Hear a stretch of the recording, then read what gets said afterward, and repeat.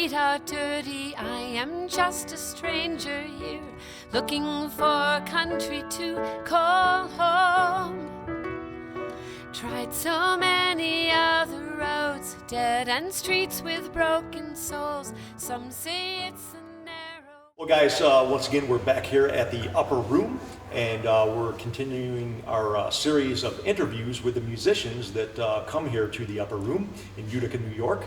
And just shortly ago, the Kate Miz Band just finished their great performance, and we're going to be talking to them today and asking lots of questions and having some fun today. So welcome, guys. Yes, All right. Yes, love it. So can we go down the line and introduce name and what instrument? Hey, my name is Bill Duncan, and I play the bass guitar. Kate Mizaraki, shortened to Miz, and I'm the singer-songwriter keyboard player for the band. Awesome. Steve Mizaraki, guitarist. Yes. And inspiration. Excellent, excellent. It was very inspiring. It's funny. I listened to Steve and I actually listened to your guys' CD for 2 hours straight. Two of your CDs, the recorded CD, and then the live takes that he had recorded over a certain amount of years. I think between 2014 to 2019ish. I think, and very great stuff. Excellent. And we're going to be talking a lot about this stuff today. I really, maybe we'll go down the line. This is all organic right now, so I think we'll go down the line and get a brief. I like to ask these questions about how music that influenced you at your youngest age. How old were you all when you first said, "Hey, I like music, and this particular song by whatever artist is caught my attention"? So how old were you, and what music or band was it? Well, my entry into music is probably an unusual story. Okay. I did not play anything until I was in my mid-40s. Okay. Interesting. So I've always liked music. Grew up in the 70s and 80s. You know, Police, The Cars, Billy Joel. You know, Yes, Sticks, Kansas, and my favorite Jethro Tull. Wow. Yeah. Wow. So I had a very eclectic collection of music I like to listen to, but I never played anything. I didn't play in school, I didn't play anything, but I always wanted to. Okay. No, I'm a plumbing and heating contractor. Oh, excellent. And I was putting in a steam boiler for this Jewish fellow in Westport. Okay, Joel Freeman, love you, Joel. Okay? Joel was a great guy, and we're still friends, fast friends to this day. And he taught cello. Wow. And I always loved the sound of a cello. And here I am in my 40s saying, you know, I kind of want to play that. Wow. He owed me a little bit of money, so I started taking lessons with him. And actually got halfway decent at it. Interesting. But I knew I was never going to be able to take that anywhere. Because, you know, my hands are used to pulling wrenches, not holding a You're holding delicate a delicate instrument. Yep. So I found I had, I had a decent sound, but I wasn't going to unseat anybody in an orchestra. So my church needed a bass player, so I picked up bass and I started, just playing root notes. And Interesting. Slowly built it up, and then joined a band. I joined a couple bands and was doing all kinds of stuff. And so here I am today. What was one of the first songs you could remember? Maybe you were 5 years old, 2 years old, 8 years old. Something that caught your attention. A song that got you interested in music. How about? I think I always liked Johnny Cash. Okay, intro. That was several one of songs mine. there. I like Johnny Cash, and so those. My father liked country music, so that was on every now and then. Interesting. Liked some of the pop song of the '70s. Yep. Yep. And you were maybe 5, 8. You just remember them since you were little. It caught your attention. Like that I liked. I tended to drift towards more vocally centered songs, even though I don't sing. Interesting. Then I kind of discovered some other bands, and I was going through my mother's albums and found a Jethro Tull War Child album.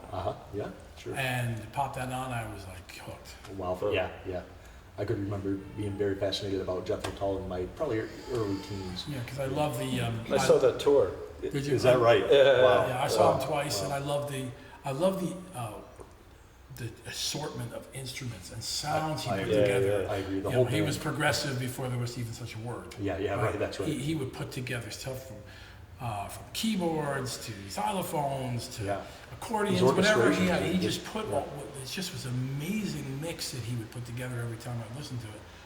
And yeah, I would say as a bass player, I wouldn't, his bass lines were not that, right? Right. But it was the whole package, his Yeah. storytelling, Yes. the way he put a whole album together. The presentation, even just Yeah. everything about it. Yeah. I saw the Stormwatch tour and the Minstrel in the Gallery tour. And Uh-huh. the whole Wow. presentation Wow. was just great. From some of I find a lot of dynamics in your guys' music that maybe not sound-wise, but structurally speaking, and how can I say, like, there's a lot of surprises. So in that sense, Jethro Tull had a lot of surprises. You didn't think they were going there, and all of a sudden, wow, this is refreshing. And you guys, we're going to be talking a lot about that since you're the writer of all this stuff, correct? Yes. Pretty yes. much. And so, yeah, thanks for sharing that. I appreciate that. It's good stuff. Go ahead, Kate, when you're ready. I caught you right in the middle drink, but that's okay. We're good. That's all right. Well, it's great to hear about your background, Bill.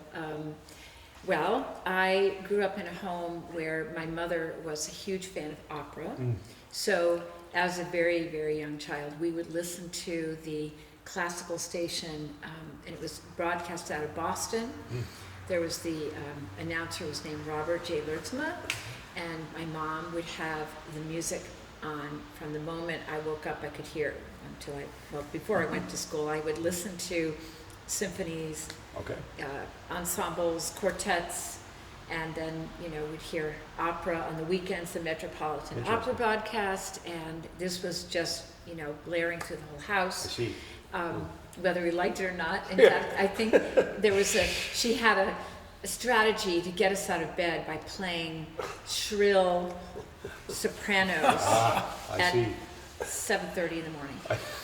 God bless her. Yes, God bless her. So she loved music. My grandmother had a piano.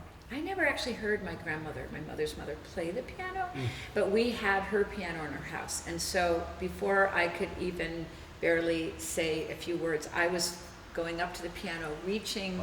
I remember it was like, what is this thing?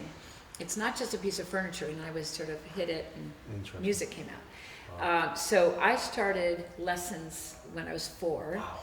I had 2 older brothers and a younger sister, and I remember the teacher would come to the house and we'd line up. It was like the doctor's office. We'd be waiting for a lesson, and I was miserable. I did not like lessons. And I think at 4, you can't blame me. Yeah, no. And part of it was the structure of it. I just really wanted to just experiment and play my own stuff. Awesome. And actually, for years, that was what happened in my lessons. Wow, Because awesome. I would cram before the lesson. I'd have once a week lessons. My parents, thankfully did support me in taking classes and private piano lessons, but I never really wanted to practice. So right before the lesson, I would sit down for an hour and try to, get the Chopin prelude figured out. Well, the teacher knew it. She was onto it. Yeah. She was terrible. Go home and practice. But I think what I'm trying to get at is that I had the knack to write my own stuff, to just explore music and use the piano as a voice. Yes. To express myself. And so back to the influences. So other than classical music, my older brother loved, mostly his music. He was 4 years older, is 4 years older. And he was going to boarding school, and he ran a radio program there. Oh, wow. And so he had all these albums of interesting, I guess you would say, progressive music. Okay. Now, has anybody heard the band called the Electric Prunes? Yes. Have you heard of them? Yes, I remember. I couldn't tell you what song, but Okay. I remember the name. Never heard of that. I know. So, like, They were where one in the big world? hit, didn't they? Yeah, don't ask me what it was called. But Yeah. so my brother would play this stuff. He played King Crimson, Emerson, Lake and Palmer, and started to play some of early Yes, and he was playing, I guess, a little bit of Genesis, and that was like the late '60s. And so I was always like the fly on the wall, because I heard this stuff and asked him a few questions about it, but it was very interesting to me because it had a lot of symphonic elements and classical elements, and it was not your run-of-the-mill rock song or Yeah. country song Right. or folk song. So that was one of the things that I would say early on appealed to me. And how But- old were you roughly so when I that was started? probably, so if he was about 4, I was around 9 or 10. Oh, and the Beatles, get back. So we were in Germany when I was 10. Okay. And we were not near any Americans, but the Beatles were in 1968. Okay. We're putting out. 68 would have been White Album. Yeah, so the White Album was being played by my brothers. Okay. Or my brother who loved the music. So I was always like listening in the side room, I see. but loved to hear what I was hearing. And I, of course, really enjoyed the Beatles, still do, Yeah. very much. Sure. But in my teens, I began listening to singer-songwriters as in Carole King, Joni Mitchell, Laura Nyro, Yes. Carly Simon. Yes. Sure. Loved her writing. Sure. And so I started just playing their songs on my own, just by ear. So question, what was your, was the stuff allowed in the house that your brother wasn't listening to? Yes. And that, okay, so it Yeah, wasn't. when he was around, he was playing it, but not necessarily with my mother applauding. Turn that crap on! Yeah, basically. something It was like more that. the grandmother who would come over and I say, see. turn that down. Interesting. That was the great joke in our family, turn that down. Yeah. So, yeah, he was a bit of a rebel. He didn't Uh-huh. come home a lot. He was away at boarding school. Yep. But I was very taken with, what he was into. And then I had my dad, who was a musician totally by ear, never studied it at wow. all. Wow. And he would sit at parties and pick out songs and have everybody singing. Yeah, it's fun. So Sure. that was very much his personality. My mother was more of the studied, I she see. had sung in a vocal group in college. Wow. So again, she appreciated the refined, Uh-huh. classical and mostly, even to the later years of her life, she loved having the radio on all the time with the classical music. But the time in my teens, two things were really prominent. One, I was going to a day school, not in my town, so I wasn't in the public high school. I got involved in a band in high school called Rabbit Creek. Okay. And this band was comprised of two faculty members, so my teacher who would teach me during the day and we were rehearsing afterwards, and we had guitar, bass, drums. We had a violinist who was Wow. also a teacher at the school. Myself on keyboards. We had a singer doing harmonies. It was a lot of fun. It was country rock, Wow, basically. One of interesting. our favorite songs was from Pure Prairie League, Yeah, sure. Amy. Right. And we worked on that, and we just had a ball. And we did some concerts at the school. We did a couple of gigs outside of the school. But so that was like a entree into more of a rock band, country Interesting. rock experience, Sure. playing with other people. Sure. And had a lot of fun with that. And Wow. the other thing was that I spent hours during the afternoons in the chapel playing the piano. Wow. And I mean like 2 to 3 hours. I would just go in Wow. there because everyone was doing sports.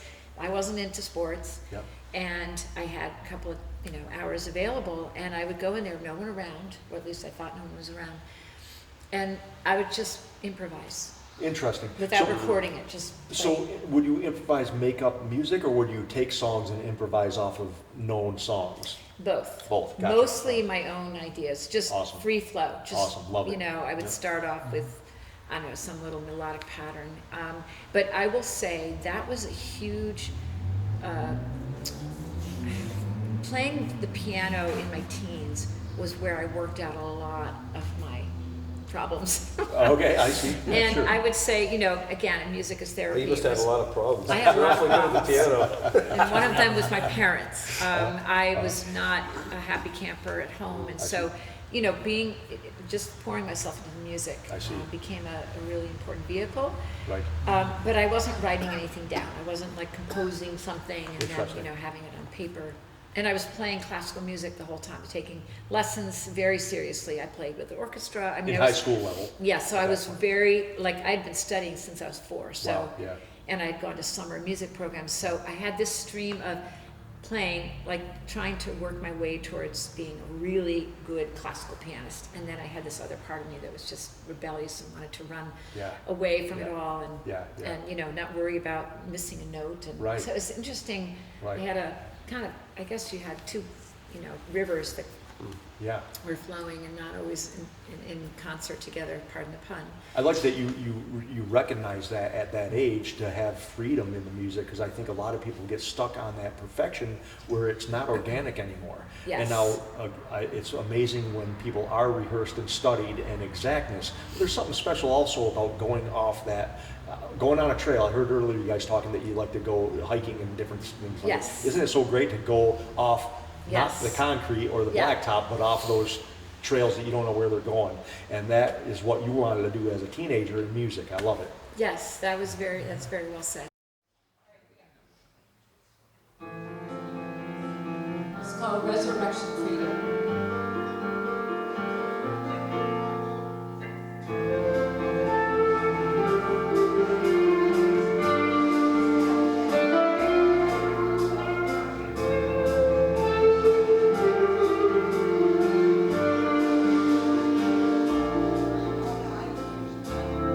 You reach out your nail-scarred hand to cut the link on these old chains. Give me sight for blindness. Heal me with your kindness. I can come to your table. Empty-handed, but you are able.